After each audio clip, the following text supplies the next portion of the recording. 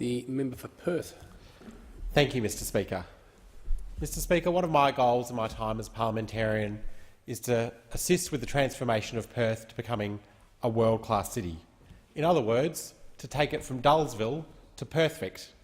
A world-class city which is a perfect place to live, work and raise a family. A world-class city that is full of thriving local businesses and driving the national economy. And a world-class city with truly spectacular tourist attractions, both natural and built. In my first speech last month, I raised the issue of the decaying East Perth Power Station site. It is embarrassing that the Metropolitan Redevelopment Authority has allowed an historic building on prime riverfront land to sit unloved and unused.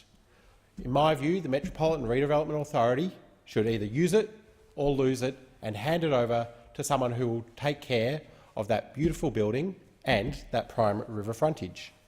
Many ideas have been bounced around for this building. It could be a sports museum, a mining museum, or a home for fine or performance art.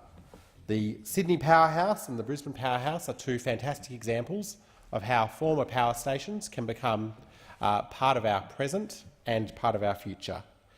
Whatever happens, it shouldn't be decaying on the banks of the Swan River. It's disrespectful to the river and it's disrespectful to my community of Perth.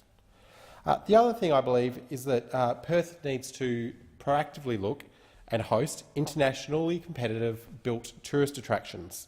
I like to say world-class built family-friendly tourist attractions, or in other words, some people call them theme parks. Mickey, Donald, Goofy would all be welcome, as would Marvel's X-Men, Thor and Spider-Man. Whatever it is, if we are going to be serious about tourism in Western Australia, we need to make Perth a more family-friendly tourist destination. One of the great achievements of the Rudd-Gillard government was investment in the Perth City Link project, now known as Yagan Square, which has a beautiful family-friendly playground at the top of it. A $1 billion project. A $1 billion project, and I raised $1 billion to sink a train line just to tell you what else you could do with $1 billion. Research from Kelly Cack, a researcher at the University of Central Florida, tells us that the cost of Disneyland's California Adventure was only $1.4 billion and had 5 million visitors in the first year. In other words, there is something worth investigating about having a world-class, internationally competitive, built, family-friendly tourist attraction.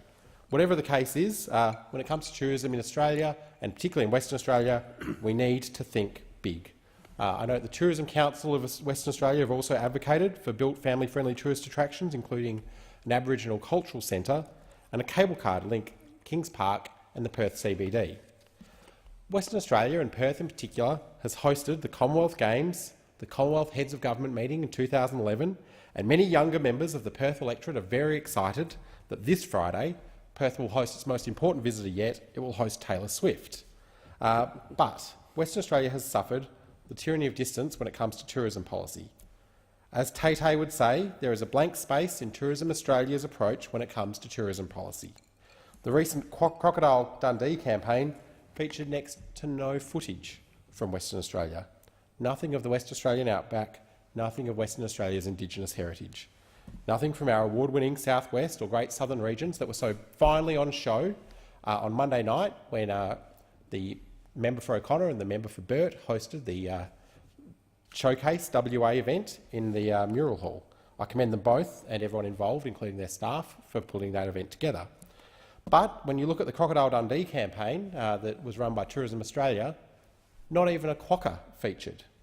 Nothing from Rottnest Island, a beautiful part of Western Australia, a tourist destination for hundreds of thousands of people every year.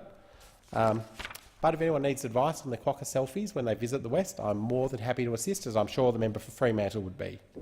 So I guess I just conclude on this thought. The Prime Minister has a background in tourism. Some of his colleagues were less than complimentary. I note that Fran Bailey even said that sometimes, I quote her, sometimes things don't work out in an organisation, sometimes they don't. In this case, Scott Morrison did not work out. Maybe that's okay when you're heading up a government agency. It's definitely not okay when you're heading up the entire government. Western Australia needs leadership on tourism. We need leadership on built, family-friendly tourist attractions. we need a Labor government. Thank you, Mr Speaker.